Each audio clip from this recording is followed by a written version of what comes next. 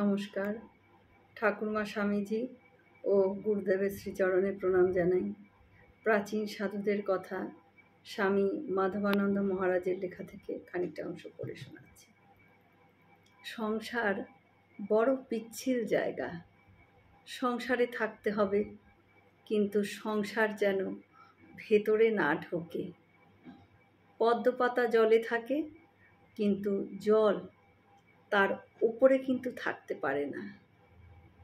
নৌকা জলের উপরেই চলে, কিন্তু নৌকার ভেতরে জল ঢুকলেই বিপদ।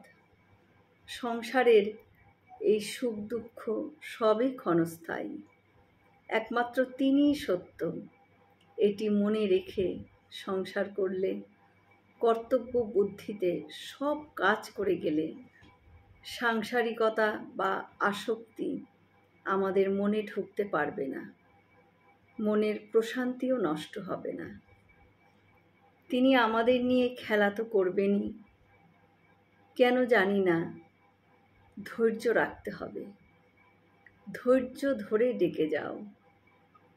তাকে যে যত আপনার করে নিতে পারবে, তার তত শীঘ্রই ঈশ্বরে বিশ্বাস হবে।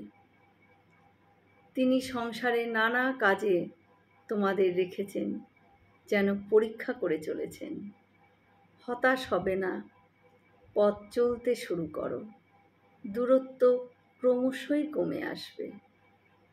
উইপোকা কত ছোট, কিন্তু তিলে তিলে বাড়ির কত বড় বড় জিনিসপত্র নষ্ট করে দেয়, কত বিরাট উইঢিপি তৈরি করে ফেলে। জয় ঠাকুর, তুমি এইভাবেই সাধুদের মধ্যে দিয়ে সকল ভক্তদের পথ দেখাও।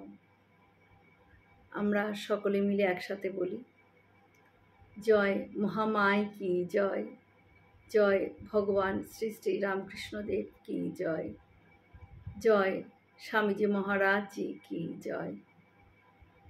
হয়তো অনেক ভুল ত্রুটি হলো, ক্ষমা করে দেবেন। সকলে সুস্থ থাকবেন, ভালো থাকবেন। ঠাকুর মায়ের কৃপা দৃষ্টি সকলের ওপর বর্ষিত হোক। শুভরাত্রি।